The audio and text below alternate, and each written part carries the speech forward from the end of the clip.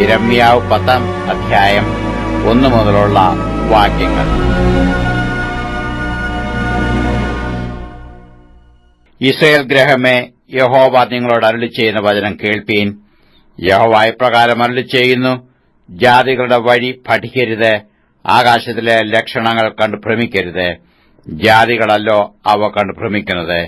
ജാതികളുടെ ചട്ടങ്ങൾ മിഥ്യാമൂർത്തിയെ സംബന്ധിക്കുന്നു.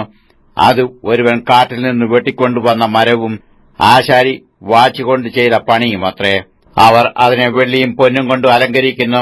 അത് ഇളകാതെ ഇരിക്കേണ്ടതിനു അവർ അതിനെ ആണിയും ചുറ്റികയും കൊണ്ട് ഉറപ്പിക്കുന്നു. അവ വെള്ളരിത്തോട്ടത്തിലെ തൂണുപോലെയാകുന്നു. അവ സംസാരിക്കുന്നില്ല. അവയ്ക്ക് നടപ്പാൻ വഹിയായികൊണ്ട് അവയെ ചുമന്നുകൊണ്ട് പോകണം. അവയെ ഭയപ്പെടരുത്. ഒരു ദോഷവും ചെയ്യുവാൻ അവയ്ക്ക് കഴിയുകയില്ല. ഗുണം ചെയ്യുവാനും അവയ്ക്ക് പ്രാപ്തിയില്ല.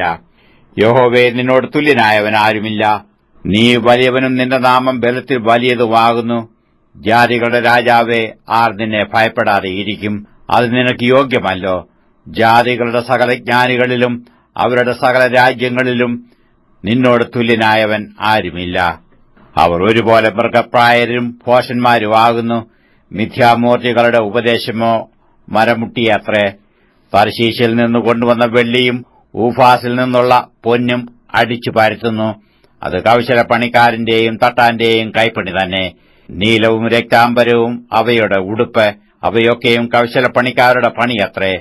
യഹോവയോ സത്യദൈവം, അവൻ ജീവനുള്ള ദൈവവും ശാശ്വത രാജാവും തന്നെ. അവന്റെ ക്രോധത്താൽ ഭൂമി നടുങ്ങുന്നു. ജാതികൾക്കു അവന്റെ ഉഗ്രകോപം സഹിപ്പാൻ കഴിയുകയുമില്ല.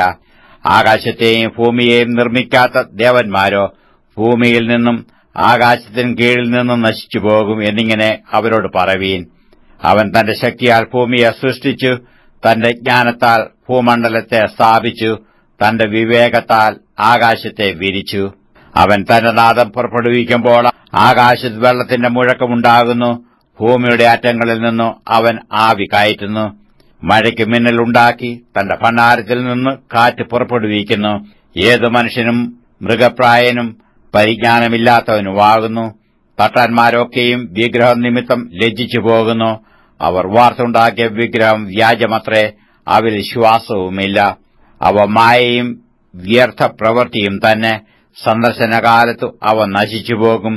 യാക്കോബിന്റെ ഓഹരിയായവൻ അവയെപ്പോലെയല്ല. അവൻ സർവ്വത്തെയും നിർമ്മിച്ചവൻ. ഇസ്രയേൽ അവന്റെ അവകാശഗോത്രം. സൈന്യങ്ങളുടെ യഹോവ എന്നാകുന്നു അവന്റെ നാമം. നിരോധത്തിൽ ഇരിക്കുന്നവളെ, നിലത്തുനിന്ന് നിന്റെ ഭാണ്ഡം എടുത്തുകൊള്ളുക. യഹോവ ഇപ്രകാരം അരുളിച്ചെയ്യുന്നു: ഞാൻ ഈ തവണ ദേശത്തിലെ നിവാസികളെ കവണിയിൽ വെച്ചെറിഞ്ഞുകളയുകയും അവർക്ക് പറ്റുവാൻ തക്കവണ്ണം അവരെ ബുദ്ധിമുട്ടിക്കുകയും ചെയ്യും. എന്റെ പരക്ക് നിമിത്തം എനിക്ക് അയ്യോ കഷ്ടം. എന്റെ മുറിവ് വ്യസനകരമാകുന്നു. എങ്കിലും ഞാനത് എന്റെ ദീനം, ഞാനത് സഹിച്ച് മതിയാവൂ എന്ന് പറഞ്ഞു. എന്റെ കൂടാരം കവർച്ചയായിപ്പോയിരിക്കുന്നു. എന്റെ കയറു ഒക്കെയും അറ്റിരിക്കുന്നു. എന്റെ മക്കൾ എന്നെ വിട്ടുപോയി, അവർ ഇല്ലാതെയിരിക്കുന്നു. ഇനി എന്റെ കൂടാരം അടിപ്പാനും തിരശ്ശീല നിവർക്കുവാനും ആരുമില്ല. ഇടയന്മാർ മൃഗപ്രായരായി തീർന്നു, യഹോവയെ അന്വേഷിക്കുന്നില്ല. അതുകൊണ്ട് അവർ കൃതാർത്ഥരായില്ല. അവരുടെ ആട്ടിൻകൂട്ടമൊക്കെയും ചിതറിപ്പോയി. കേട്ടോ ഒരു ശ്രുതി. ഇതാ യഹൂദാ പട്ടണങ്ങളെ ശൂന്യവും കുറുക്കന്മാരുടെ പാർപ്പിടവുമാക്കേണ്ടതിന് അത് വടക്ക് നിന്നു ഒരു മഹാകോലാഹലവുമായി വരുന്നു. യഹോവേ, മനുഷ്യന് തന്റെ വഴിയും നടക്കുന്നതിന് തന്റെ കാലടികളെ നേരെയാക്കുന്നതും സ്വാധീനമല്ല എന്ന് ഞാൻ അറിയുന്നു. യഹോവേ, ഞാൻ ഇല്ലാതെയായി പോകാതിരിക്കേണ്ടതിന് നീ എന്നെ കോപത്തോടെയല്ല ന്യായത്തോടെ അത്രേ ശിക്ഷിക്കണമേ. നിന്നെ അറിയാത്ത ജാതികളുടെ മേലും നിന്റെ നാമം വിളിച്ചപേക്ഷിക്കാത്ത വംശങ്ങളുടെ മേലും നിന്റെ ക്രോധം പകരണമേ. അവർ യാക്കോബിനെ വിഴുങ്ങിക്കളഞ്ഞുവല്ലോ. അവർ അവനെ വിഴുങ്ങി നശിപ്പിച്ചു, അവന്റെ വാസസ്ഥലത്തെ ശൂന്യമാക്കിയിരിക്കുന്നു.